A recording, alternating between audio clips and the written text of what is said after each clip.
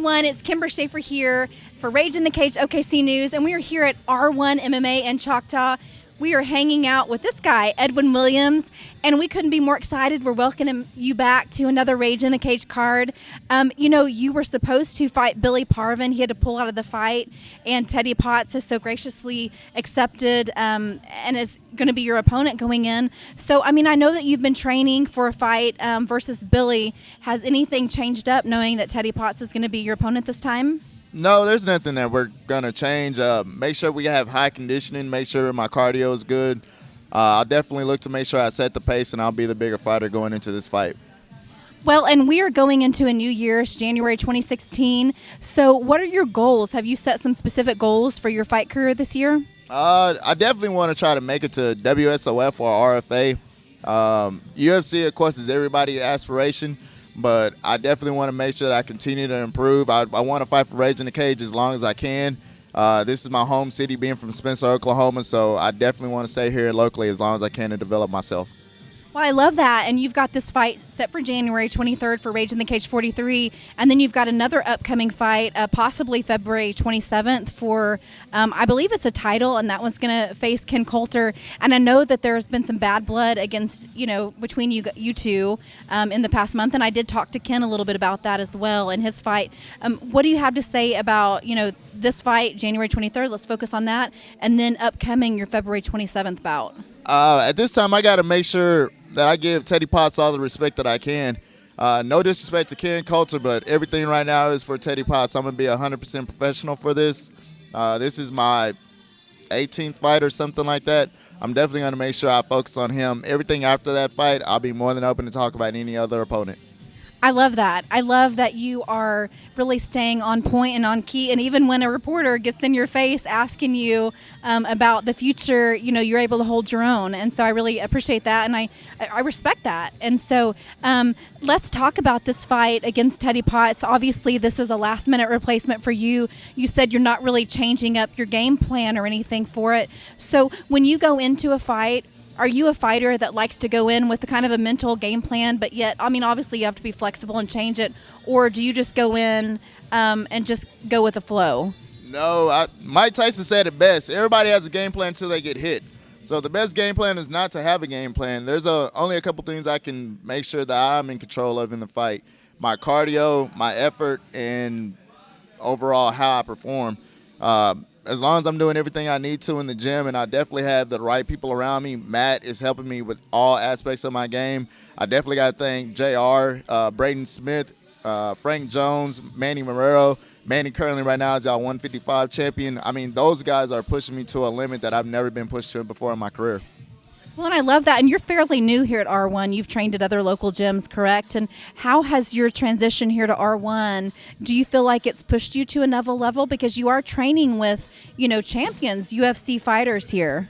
Yeah, before I trained at American Top Team OKC, and I definitely want to say my time there was beneficial. I learned under by far the best black belt here in Oklahoma under Juliano Galupe. I ended up with my purple belt under him. So I definitely want to make sure I always thank ATT for allowing me to train there for that time. Switching to R1 was just by nature what I needed to do so I could get to that next level. Training with, like you stated, Gerard Sanders, who is in the UFC. We have a couple guys right now on our roster I think are maybe a couple fights away from being from UFC or like RFA or shows like that. Well, and I tell you, I've been able to see your last couple of fights, and I saw you as the fight at Kickapoo Casino. That was the one that you fought Diego, and I was so impressed at how well you listened to your coaches. I was sitting on the sidelines, right there, cage side, and so I was able to actually see anytime your coaches would call something, you would actually almost look them in the eye when you could, and that's fairly impressive, and I think that it takes a really focused fighter to be able to do that. Do you agree with that? I 100% agree with that. That fight was kind of some people say I won that fight, some people say I didn't win the fight. For me, I say this. I should have never let it get to the decision. For going out as a fighter, everybody should look to try to finish someone.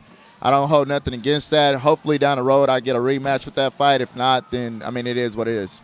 Well, and I know that was a really controversial night, and it was hard for you. And I remember seeing you in that moment. And I don't want to dwell on that because, I mean, I see what such a positive person you are. But I understand it's hard when you really feel like that you won something to be handed something else. And everybody always says, don't let it go to the judges. Yeah, fights like that you can't let go to the judges. I mean, I know he's came up and raged in the cage. I should have known that a little bit better. I should have pushed a little bit harder. Definitely in the third round, he was gassed. He was winded. I don't know how someone controls a fight for 7 minutes of a fight and then loses, but, I mean, again, you can't leave fights in the hand of the judges, and I'll make sure moving forward that none of my fights are left in the hands of the judges. I'll make sure I'm either winning by submission or by knockout. I totally hear you there, and I tell you, I would never want to be a judge because that is a tough spot to be in when you have a fight like that where it's, you know, some people saw it as a very close fight, and so I would not want to be in their position to have to call something like that. So let's talk about, you know, future. You say that your goal is to finish the fights. You don't ever want it to go to decision. So is there a game plan? Is there something that you would have done differently on that fight that you're going to take forth with you?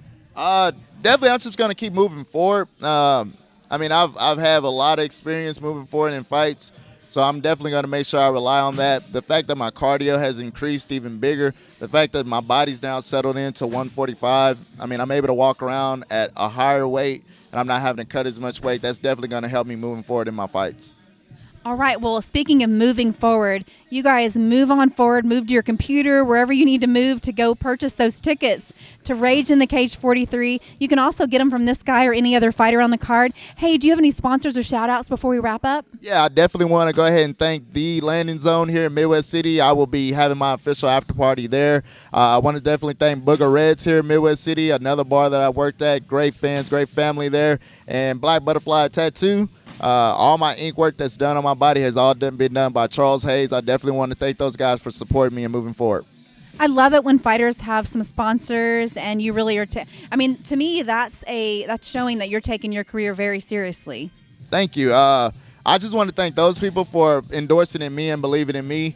For me, the fighter, all I have to do is put out the product. I mean, definitely all the hard work's going to be done here in the gym. So on fight night, everybody, all my friends, my family who's coming out to support me, they get to have a show.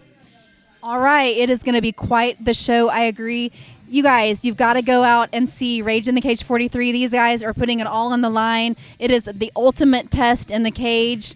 It's all going down January 23rd at the Oklahoma City Farmers Public Market, and we better see you there.